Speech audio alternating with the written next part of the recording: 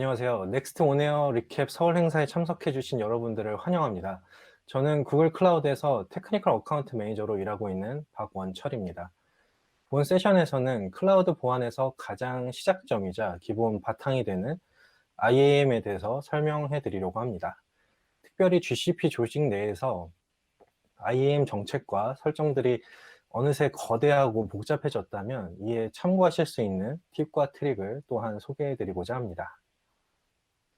본 세션을 통해서 GCP 인증 정책 관리 및 평가하는 기능을 좀 더 깊숙이 보려고 하며 정책 관리에 참고 가능한 사례들을 일부 소개해 드리고자 합니다. 오늘의 주제는 다음과 같습니다. 먼저 정책이 어떻게 정의되고 GCP 내에서 저장되고 있는지, 그리고 연결 측면에서 해당 정책이 어떤 리소스에 연결이 되고 있는지, 그리고 평가 측면에서는 API 콜이 실제 들어올 때 이미 설정해둔 IAM 정책에 따라서 요청자의 아이덴티티가 어떻게 평가되는지 실제 사례를 활용하여 상세하게 설명을 드릴 예정입니다. 또한 IAM에 존재하는 스키마 버전 간의 차이와 마지막으로는 특정 IAM 정책을 수정 혹은 관리할 때 동시에 들어오는 요청에 대해서는 어떻게 안전하게 처리할 수 있는지 알려드리려고 합니다. 먼저 IAM에서 나오는 다양한 용어들을 정리하고 넘어가려고 합니다. 결국 IAM에서 정책이 하고자 하는 바를 간략히 말씀드려보면 누가 어느 리소스에 어떤 권한을 갖는지를 정의한 것으로 보시면 되겠습니다. 정책, 바인딩, 권한, 멤버와 같은 다양한 용어가 나오는데 굉장히 비슷하고 헷갈리는 부분이 있어서 그 그림으로 관계와 종속성을 좀 표현해 봤습니다. 가장 상위 개념은 정책입니다. 정책 내에는 한 개 이상의 여러 개의 바인딩이 존재하게 되고요. 바인딩은 한 개의 권한과 한 개 이상의 여러 멤버 간의 연결을 뜻하고 이는 1대 n의 관계로 존재를 하게 됩니다. 권한은 퍼미션들의 목록이 되겠습니다. 여러분들의 편리를 위해서 미리 GCP에서는 적절한 퍼미션을 묶어서 제공해 드리고 있는데요. 이런 권한을 저희가 특별히 predefined role이라고 부르고 있습니다. 그리고 이미 제공하고 있는 권한들이 다소 범위가 넓어서 보안상 우려가 된다고 보실 수도 있는데 그럴 때는 원하시는 퍼미션들로만 커스터마이즈하게 묶으실 수 있는데요. 이런 권한을 커스텀 롤이라고 저희가 부르고 있습니다. 이제 멤버로 넘어가 보면 개인 사용자 계정과 서비스 계정, 그룹 혹은 도메인이 포함될 수가 있습니다. 다른 부분은 비교적 명확한 개념이어서 서비스 계정에 대해서만 추가로 조금 더 설명을 드리겠습니다. 서비스 계정은 GCP에서 돌리는 어플리케이션이나 VM이 특정 리소스에 대해서 API 콜을 사용자 대신에 직접 날려야 할 상황이 있을 수 있는데요. 그럴 때 사용하는 특별한 목적의 계정입니다. 다시 정책으로 되돌아가서 누가 어느 리소스에 어떤 권한을 갖는지 정의한 정보라고 했는데 어느 리소스라는 부분은 제가 설명드리지 않은 것 같습니다. 실제 뒷면에서도 보시겠지만 실제 정책이 정의된 정보를 보시면 리소스에 대한 부분은 명시가 되어 있지 않습니다. 그 이유는 리소스 자체에 이 정책 정보가 저장되기 때문인데요. 이 부분은 다음 페이지에서 추가로 상세하게 보여드리도록 하겠습니다. 그럼 이제는 이번 세션에서 계속 예제로 활용할 IAM 정책을 하나 소개해 드리려고 합니다. 정책이 한 개 있고요. 정책 안에는 두 개의 바인딩이 존재합니다. 바인딩 1번의 경우는 스토리지 어드민 권한을 두 개의 멤버에게 부여를 했습니다. 사용자 계정으로서 앨리스가 있고요. 그룹 계정으로서 어드민스가 있습니다. 바인딩 2번의 경우는 컴퓨터 어드민 권한을 한 개의 멤버인 개인 사용자 밥에게 부여를 했고요. 이 두 개의 바인딩이 이 한 개의 정책을 구성하고 있고 본 정책은 특정 프로젝트라는 리소스에 위치해 있습니다. 앞서 그림으로 보여드렸던 예제를 JSON 형태로 표기를 한다면 이렇게 보이게 되고요. GCP 내부적으로도 이러한 컨피그 형태로 관리가 됩니다. 지금 보이는 빨간 박스의 설정이 바인딩 1번을 의미합니다. 스토리지 어드민 권한과 유저 앨리스, 그룹 어드민스가 같이 묶여 있는 것을 보실 수가 있습니다. 지금의 빨간 박스는 바인딩 2번을 의미합니다.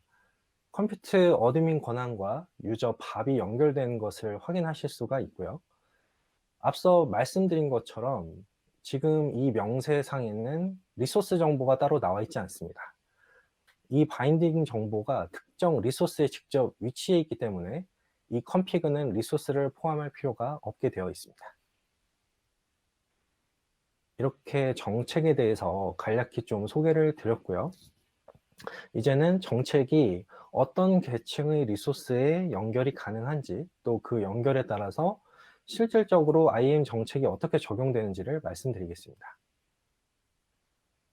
일단 지금의 그림은 앞에서 설명드렸던 예제와 좀 상관이 없이 GCP 리소스와 계층을 좀 일반적으로 보여드리기 위해 설명한 그림입니다. 기본적으로 정책은 도메인, 폴더, 프로젝트, 리소스에 연결이 가능합니다. 지금 그림에서는 리소스 계층 구조로서 가장 상위에 example.com이라고 하는 도메인이 있고요. 그 아래에 폴더 2개, 그리고 각 폴더 이하에는 프로젝트가 2개씩 해서 총 4개의 프로젝트가 존재합니다. 가장 아랫줄 아이콘으로 보이는 부분은 GCP 서비스입니다. 왼쪽 2개는 VM에 직접 붙여서 사용하는 PD, 퍼시스턴트 디스크를 의미하고요. 우측의 8개 아이콘은 구글 클라우드 스토리지 버켓을 의미합니다. 각 계층에 연결된 정책은 모두 하위로 상속되게 되어 있습니다. 가장 상위 정책인 자주색을 보시면 스토리지 어드민 권한이 도메인에 적용되어 있고 이하에 있는 폴더 1번, 2번, 그리고 프로젝트 1, 2, 3, 4에 모두 상속되어서 아래 우측 8개 GCS 버킷에 보라색 정책이 모두 상속되어 있는 것을 보실 수가 있습니다. 좌측 2개의 PD에 상속되지 않은 것은 PD가 스토리지의 한 종류이지만 권한 측면으로 봤을 때는 컴퓨터 엔진의 권한으로 제어가 가능하기 때문에 스토리지 어드민의 권한 입장으로 봤을 땐 적용되지 않는 부분이어서 해당되지 않다고 보시면 되겠습니다. 노란색을 보시면 폴더 1번에 스토리지 어드민 정책이 적용되어 있고 이하 프로젝트 1, 2번에 속한 모든 버켓에 노란색 정책이 적용된 것을 보실 수도 있습니다. 여기서도 동일하게 PD는 제외가 됩니다. 같은 방식으로 연두색을 보시면 프로젝트 1에 스토리지 어드민 정책이 적용되어 있고 이하 버킷 3개에만 연두색 정책이 적용됩니다. 이를 리소스 입장에서 보면 프로젝트 1 이하의 버킷에는 상위 프로젝트, 폴더, 도메인에 부여된 3가지 색깔 스토리지 어드민 정책이 모두 반영되어 있고 프로젝트 2번 이하의 버켓 3개에는 상위 폴더 1번과 도메인에 설정된 2가지 스토리지 어드민 정책, 그리고 마지막으로는 프로젝트 4번 이하의 버킷 2개에는 도메인에 설정된 1가지 스토리지 어드민 정책만이 적용된 것으로 이해를 하시면 되겠습니다. 여기에 추가로 더 낮은 레벨로 리소스 자체의 IAM 정책을 연결해서 세부적으로 IAM을 사용하실 수가 있습니다. 앞에 보셨던 정책 관리는 모두 API를 통해서 진행이 됩니다. 연결 대상에 따라 다른 API 엔드포인트를 지정하셔야 되고 적절한 메소드를 사용을 하셔야 합니다. 일반적으로 도메인과 폴더, 프로젝트와 같은 리소스는 리소스 매니저라는 서비스를 통해서 관리를 하실 수가 있습니다. 이를 제외한 나머지 서비스에 대한 리소스들만 남았는데요. 해당 리소스들은 모두 엔드포인트를 각각 사용하셔야 됩니다. 지금 화면에서는 펍섭의 주제에 대해 관리해야 되는 상황을 가정을 했고요. 그 경우에는 펍섭의 엔드포인트를 쓰셔야 합니다. 그리고 메소드로서 IAM 정책의 수정은 set IAM policy라고 하는 메소드를 쓰셔야 하고 내용 확인은 get IAM policy를 사용하시면 됩니다. API에 대해서는 참조 설명서가 온라인상에 제공되고 있으며 문서 형식은 좌측에 보시다시피 서비스, 리소스 유형, 메소드로 구분돼서 기록이 되어 있습니다. 상세 내용은 온라인 문서를 참조해 주시면 되겠습니다. 이렇게 온라인 문서에서 API 목록을 하나하나 클릭해서 보실 수도 있겠지만 리소스 유형마다 메뉴를 확장해야 되고 클릭해야 될 횟수가 굉장히 늘어나다 보니까 다양한 위치의 API 목록을 보기가 다소 불편할 수가 있습니다. 그래서 API를 통해서 이 API 목록을 좀 더 쉽게 확인하는 방법이 있습니다. 기본적으로는 목록을 나열해주는 디스커버리 서비스를 제공을 하고 있고요. 화면에 지금 나와 있는 기본 URL을 curl 명령으로 바로 실행을 해보시기만 해도 해당 레벨의 API 목록이 바로 확인이 가능합니다.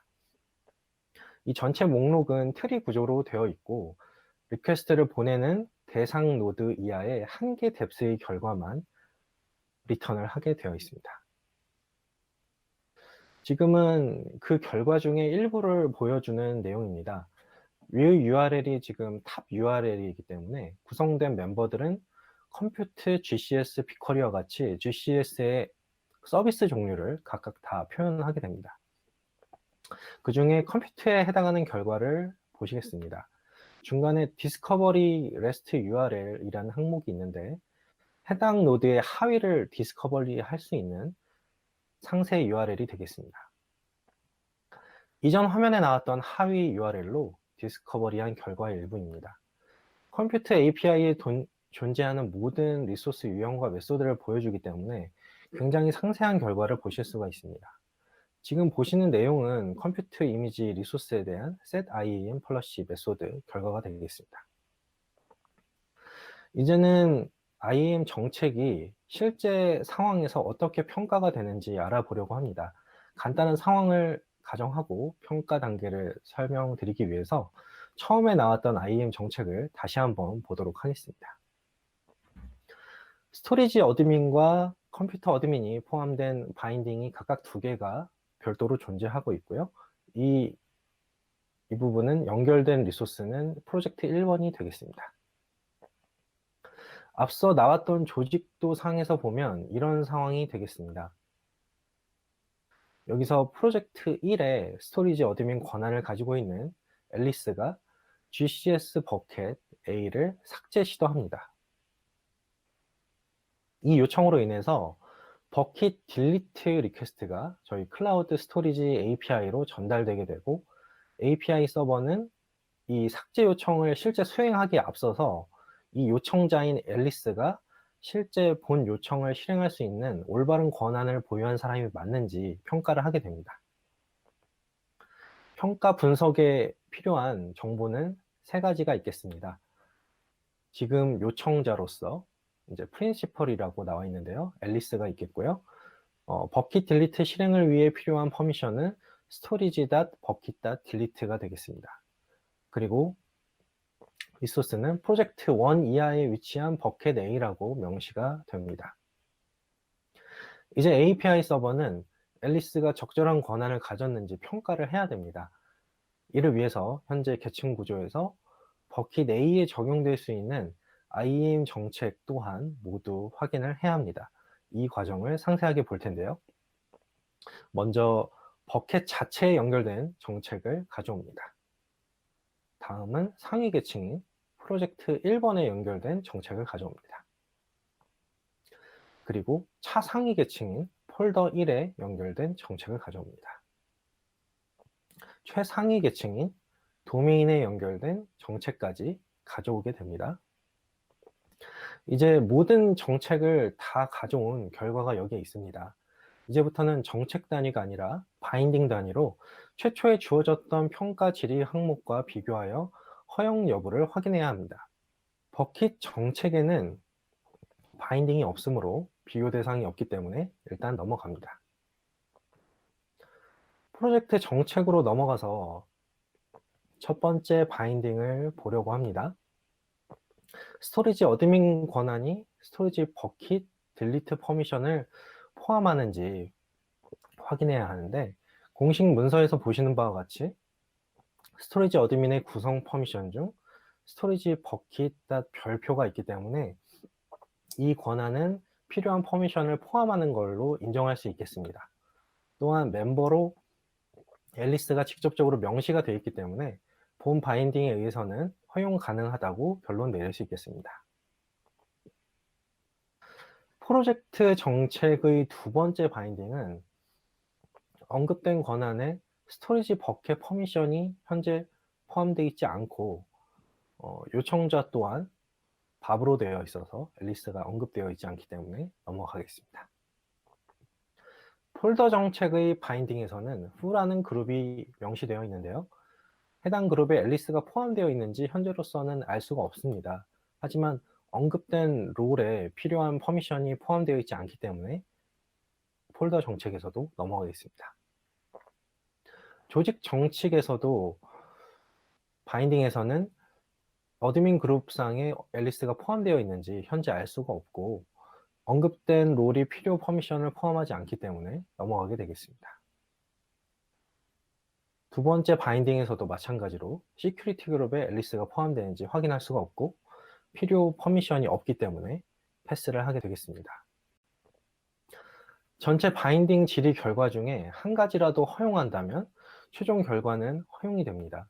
이번 경우도 허용 바인딩이 있었기 때문에 최종 의사결정은 허용이 되었고요. API 서버는 최초에 받았던 버켓 A 삭제 요청을 실제로 수행을 하게 됩니다. 이렇게 간단히 실제 IAM 정책이 실질적인 API 콜에 대해서 어떻게 평가하게 되는지 보여드렸고요. 만약에 GCP에서 큰 규모의 인프라를 운영하게 될 때 각 계층별로 설정된 IAM 정책이 복잡도가 높은 경우에는 분석이 참 어렵습니다. 이런 경우에는 펄러시 트러블 슈터를 통해서 앞서 언급되었던 프린시플, 요청자, 그리고 리소스, 필요 퍼미션 등을 각각 입력하셔서 실행하면 평가 로직이 어떻게 동작하는지 미리 시뮬레이션을 해볼 수 있습니다. 지금은 예제 화면입니다. 여기서는 3개의 바인딩의 평가 질의를 했는데요. 필요 퍼미션은 모든 바인딩의 권한에 포함되어 있지만 요청자가 멤버로 포함된 바인딩이 없기 때문에 최종적으로 디나이로 결론이 났습니다. 이렇게 UI상에서 실제 테스트하실 수 있는 툴을 제공하고 있습니다. 평가에 대한 부분을 간략히 요약을 해보겠습니다. 계층의 상위 노드에 연결된 정책이 하위로 상속이 되고 모든 바인딩은 적층되어서 판단되기 때문에 하나라도 허용이 된다면 결론적으로는 허용을 하게 됩니다. 그리고 정책의 권한들을 확인해서 필요한 퍼미션이 있는지 확인하셔야 되고요. 마찬가지로 멤버가 그룹으로 명시된 경우에는 필요한 요청자가 포함되어 있는지 거듭 확인을 하셔야 합니다. 또한 시뮬레이션으로서 펄러시 트러블 슈터를 활용해 보실 수도 있겠습니다. 간혹 요청 내용에 따라서 상위 노드를 리소스로 정책 평가하는 경우가 있습니다. 이번에는 앨리스가 프로젝트 1번 이하의 버킷 A를 생성하려고 하는 상황입니다. 이번에 질의 요청상에서는 버켓 크리에이트 퍼미션이 필요하게 되고 리소스는 상위인 프로젝트 1에 대해서 평가 질의를 요청하게 됩니다. 그래서 상위 노드에 대한 검사를 하게 되는 경우는 일반적으로 크리에이트 혹은 리스트와 같은 퍼미션에 대해서만 확인을 하게 되고요. 이런 경우에 해당 퍼미션이 상위 노드상에 존재하는지 확인을 하게 됩니다. 다음은 스키마 버전에 대해서 설명을 드리겠습니다. 지금까지 계속 봐오셨던 바인딩입니다. 지금까지는 바인딩 내용만 집중을 했었는데 이번에 버전이라는 항목을 보실 수 있겠습니다. 지금은 스키마 버전이 1번으로 명시되어 있습니다. 하지만 최근에 추가된 기능으로 IAM 컨디션이 있습니다. 바인딩의 권한과 멤버 이외에 조건을 추가할 수 있게 되었고 시간 등의 다양한 조건을 조합해서 세분화된 조건으로 IAM 정책을 정의를 하실 수 있습니다. 이 기능을 사용하시기 위해서는 스키마 버전은 꼭 3으로 명시를 하셔야 합니다. 그 버전 1과 3에 대해서 간략히 설명을 화면에 보여드리고 있고요. 가장 큰 차이점은 조건 객체가 포함되느냐의 여부가 되겠습니다. 버전 2번이 빠져서 궁금하신 분들이 있을 텐데 이 부분은 인터널 온리로 사용이 되고 있어서 버전 2에 대한 상세 내용은 공개되어 있지 않습니다. 검색과 설정을 하실 때도 마찬가지로 보시면 되겠습니다. 버전을 명시하셔서 1로 명시할 때와 3으로 명시할 때 각기 다른 결과가 검색될 수가 있습니다. 정책을 설정하시는 경우에도 동일합니다. 두 가지 버전 간에는 조건 객체가 포함된다라는 조건이 다르기 때문에 조건을 포함한 정책 설정을 하시는 경우에는 버전 3번으로 명시적으로 처리를 하셔야 되고, 혹시라도 1번으로 처리하시게 되면 요청이 아예 실패되게 됩니다. 지금 예제로 버전 3번으로 정책을 확인한 경우 이렇게 컨디션 항목이 보이는 결과를 보여드리고 있습니다. 이런 경우에 똑같은 정책을 버전 1번으로 명시해서 확인을 하게 되면 다음과 같은 화면으로 확인하시게 됩니다. 지금 롤 권한 화면을 보시면 후반부에 with cond underbar 해시 값이 붙어 있는 것을 보실 수 있습니다. 그래서 혹시라도 버전 1번으로 정책을 검색하셨을 때 이러한 해시가 붙어 있는 결과가 나오게 된다면 이 정책은 조건 객체가 포함되어 있는 버전 3의 바인딩이기 때문에 다시 한번 확인해야 된다라는 식별자로서 이렇게 등장한다고 이해해 주시면 되겠습니다. 그래서 스키마 버전에 대해서 간략히 요약을 해드리겠습니다. 스키마 버전에는 1과 3번 두 가지 버전이 있고, 컨디션 조건을 쓰시는 경우는 3번을 써야 한다고 생각하시면 되겠습니다. 이제 마지막 부분으로서 IAM 설정을 안전하게 하시는 방법을 소개해 드리려고 합니다. 정책의 설정은 3단계로 나누어서 가져오기, 수정, 설정 3단계로 보실 수가 있습니다. IAM 설정을 위해서는 일단 get IAM policy를 통해서 특정 정책을 읽어 오셔야 합니다. 지금은 특정 리소스에 대해서 정책을 가져온 결과 화면입니다. 로컬로 가져왔기 때문에 내용 수정을 바로 진행할 수가 있습니다. 지금 예를 들어서 바인딩을 하나 더 추가한다고 하면 이렇게 추가로 변경을 하게 되고요. 이제 최종 수정이 완료됐다라고 했을 때 set IAM policy를 통해서 GCP 상에 실제로 변경 사항을 저장하게 됩니다. 여기서 중요한 부분은 set IAM policy를 하실 때 본문은 모든 사항이 포함된 완전한 내용이어야 한다는 겁니다. 이제 흔히 하시는 실수인데 변경 부분만 제출하시게 되면 set IAM policy는 전체를 오버라이트하게 되기 때문에 기존의 모든 정책은 사라지고 지금 막 제출하신 변경 항목만 설정에 저장되어 있어서 즉각적으로 시스템에 장애 수준의 문제를 초래할 수 있기 때문에 주의를 꼭 필요로 합니다. 그리고 수정에는 앞서서 말씀드렸던 스키마 버전을 따라서 신텍스를 꼭 지켜주셔야 합니다. 한 가지 더 시나리오를 공유 드리려고 합니다. 앨리스와 밥이라는 두 사용자가 있고요. 동일한 IAM 정책을 수정해야 한다고 했을 때 동시에 접근은 과연 어떻게 처리해야 될까요?